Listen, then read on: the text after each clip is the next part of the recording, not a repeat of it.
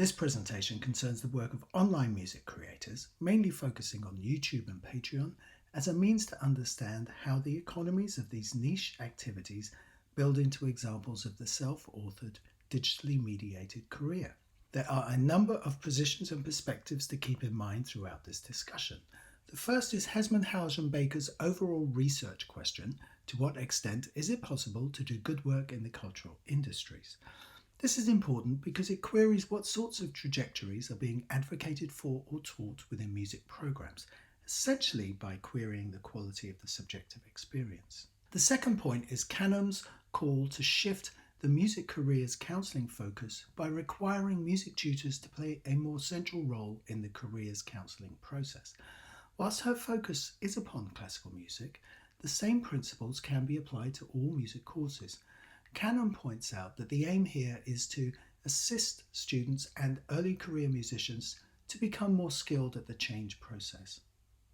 This is not just the transition from university to the external working context, but more about navigating change within their working life. As a part of these conditions, music also features strongly in a competing discourse. Firstly, as to its providing health benefits for listeners, that is, the consumption context, which contrasts very strongly with an identified mental health crisis, that is, the creative or working context.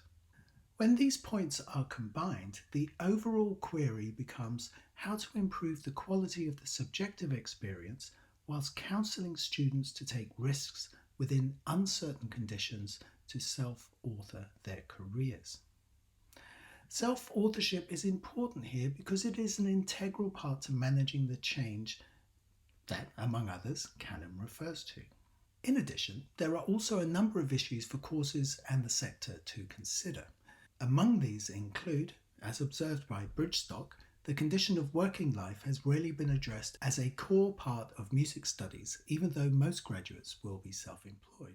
Conservatoire music graduates leave the profession knowing little about the breadth of career opportunities in music. Popular music literature, for example, tends not to see creative work as labour. Cultural work can also be taken for granted or even ignored. Recent popular music publications still focus on the record label paradigm as career destination. The industrial picture for music students, especially post-COVID-19, is set to be one of increasing levels of job precarity, uncertainty, and difficulty earning a good income. Prior to COVID-19, 43% of music creators, where music was their sole income source, declared a pre-pandemic music income of £20,000 or less per annum. Post-pandemic, more recent reports have live music employment falling by 35%, with live revenue declining by 46%. After lockdown was lifted, 83% of professional musicians reported not being able to find work. The pre-pandemic range of income sources presented by Hesmondhalgh et al. In 2021 is shown here. By far the largest cited source is live at 31%, but it's worth keeping in mind that this is only a pre-pandemic picture. The next largest sector is other at 21%, which means a second job to supplement their income. It is worth considering how these second jobs, as it were, could incorporate digital mediation. Finally, the royalty generating outputs are quite low for most of these practitioners. Teaching is quite low at 9%, and again, this could also incorporate more of an online practice. Arguably, all music careers have some element of self-authorship. Among these include ideas like reinvention, finding new ways of doing things, and challenging long-standing assumptions of what the musician role might be. Zhang and Negus identify these long-standing roles as those traditionally shaped by the recording business, that is, the recording artist, and events industries, the live performer. However, with the emergence of digital, these have begun to merge into a new, all-encompassing term, platform musician, which is a label that both challenges and extends the categories and identities of musicians. Platform musician becomes a means or a vehicle for creative musicians to reinvent and attempt to solve the everyday musician problem of how to get paid, especially when economies are halted or disrupted.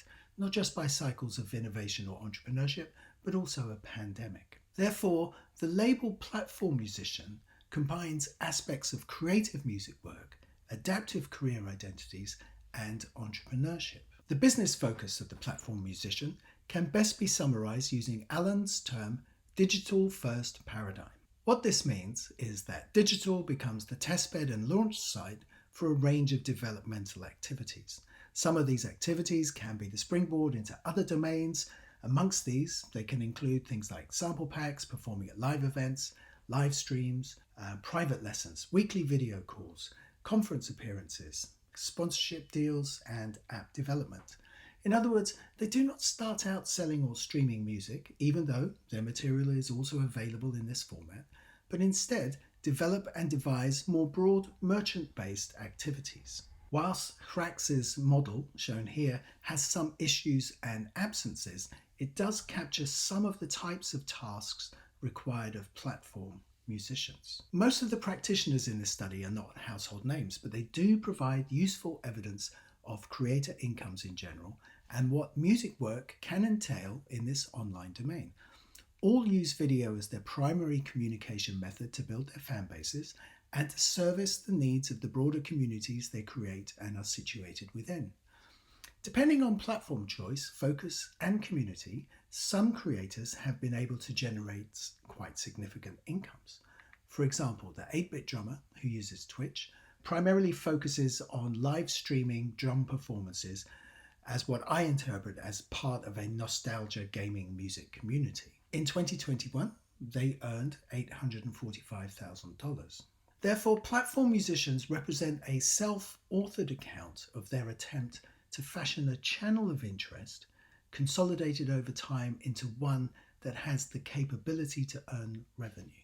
Mulligan's definition of middle-tier artists or musicians is that they are probably never going to be big enough to gain adequate streaming scale to use as a reliable income source.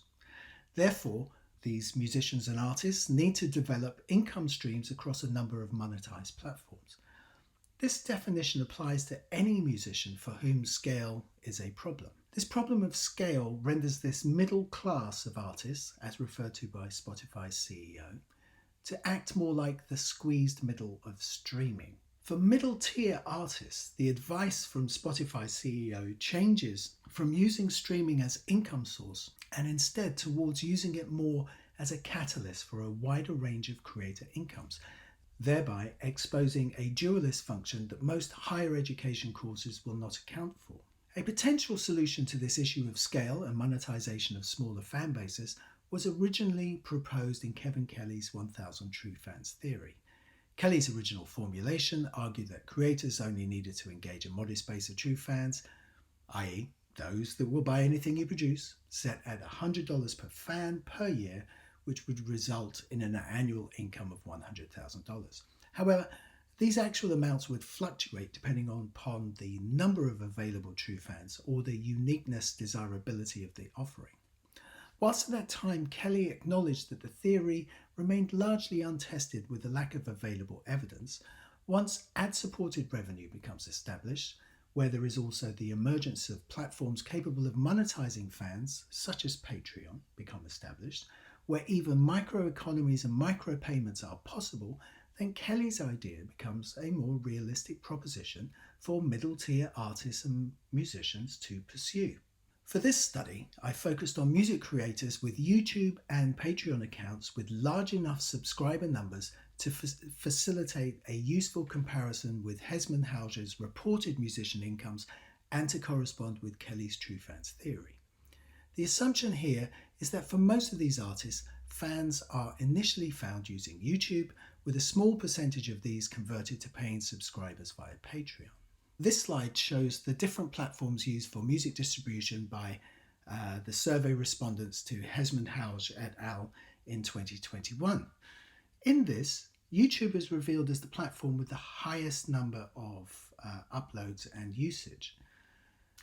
In Patreon's recent creator survey, YouTube is also indicated as the largest platform for finding fans for video and audio creators. The main concerns for this study are practitioner diversity, both in the Western European setting and from the global south. Some of the barriers to broadening the practitioners under review include the lack of accessible information from other monetization schemas, such as in China, where tipping is the convention. Likewise, informal musician microeconomies, such as can be found in Jamaica, have not yet transitioned into the online setting using these platform tools. As Patreon's recent creator survey demonstrates, the concentration of practitioners is mainly in the US and Europe. Just to underscore this issue, as an example, of the 34,000 musician artist profiles registered on the Music in Africa website, only 2 have listed a Patreon page, 25 either mention or list a link to Bandcamp, and 128 either mention or list a link to SoundCloud. I'll briefly describe the channel focus for each member of this study. Andrew Huang is a multi-instrumentalist, producer, writer and performer, focused mainly within the domains of electronic music production and gear reviews. Leo Maracchioli is a cover artist, taking contemporary songs and turning them into metal covers. He has high standards, does everything from arrangement, performance, recording and engineering, video making, planning and production. Mary Spender is a singer-songwriter guitarist who also does gear reviews, amongst other things, including educational courses. Cynthia Lin is a music educator focused on teaching ukulele and songwriting and building community. Wintergarten intersects music and engineering to plan, design and build new instruments, then tours and performs the works using these machines. Finally, Jacob Collier, on the list despite his Grammys, because he also started by making videos and building his fan base on YouTube and continues to do so. For most artists in this study, building an audience, I believe, starts with YouTube. Jones says that musicians who seek to enter markets in search of appreciative and paying audiences must face up to a set of potentially conflicting conditions that come with the territory. The conflict and territory is not just art versus commerce, but also balancing creative time with business development.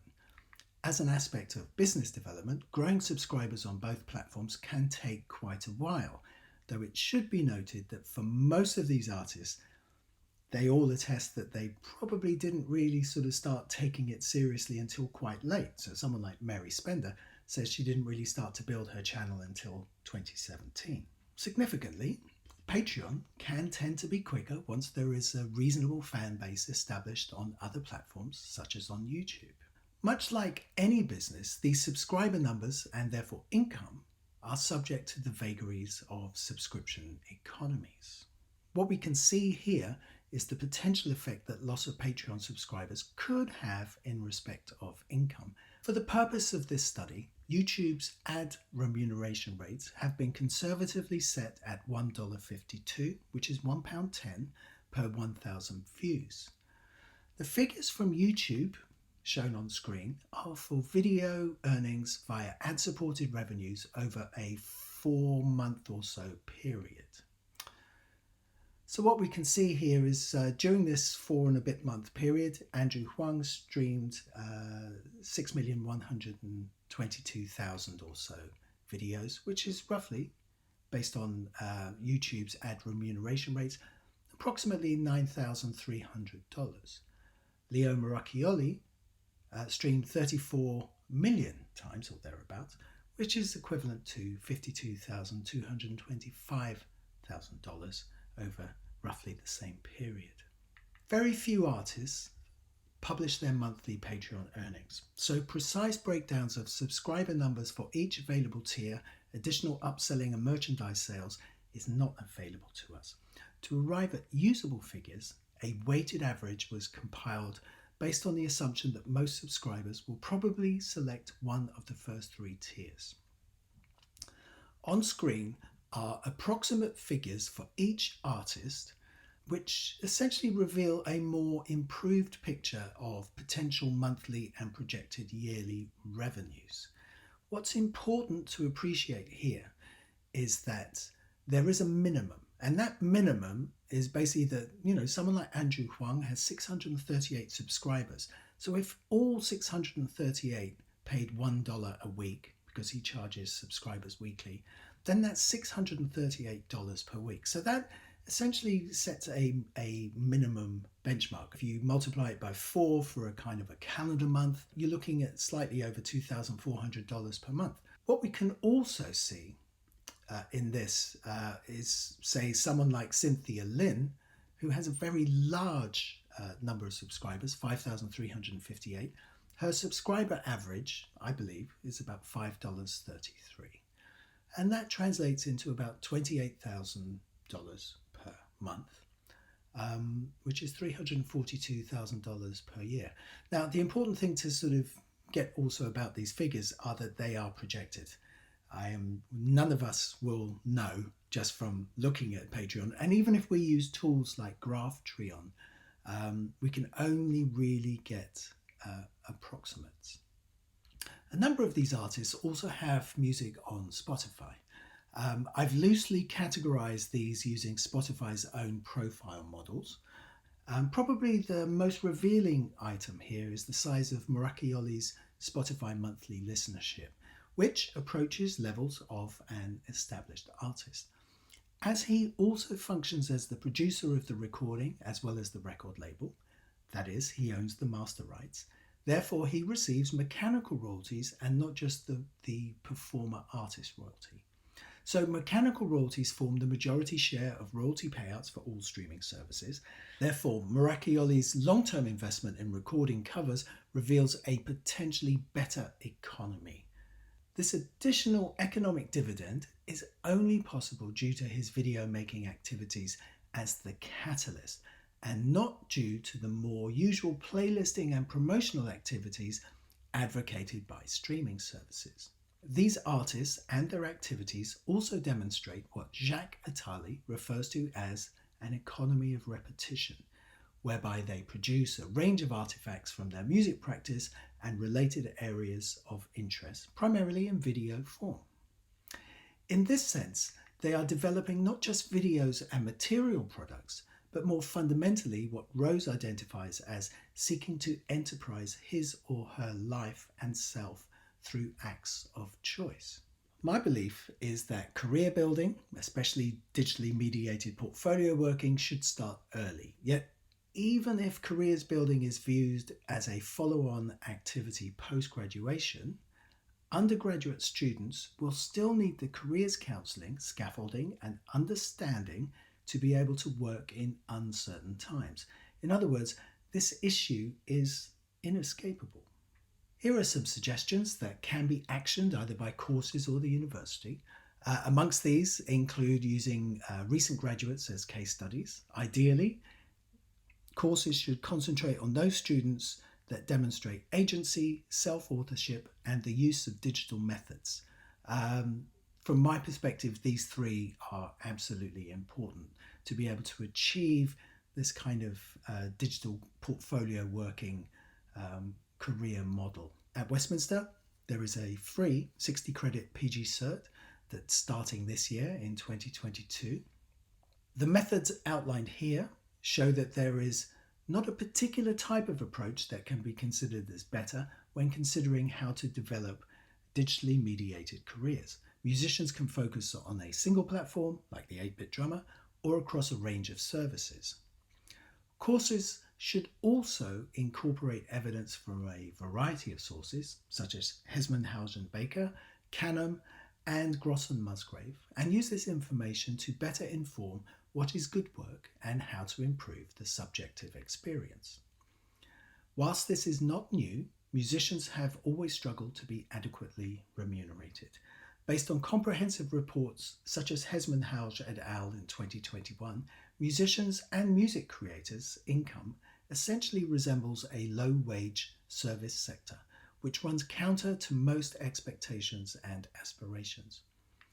New or establishing practitioners require a set of conditions to enable them to build a strong foundation for their career. They need to be able to thrive on lower numbers in this economy, which probably means a niche market-based approach. Developing this niche is the key aspect of self-authorship and the digitally mediated career.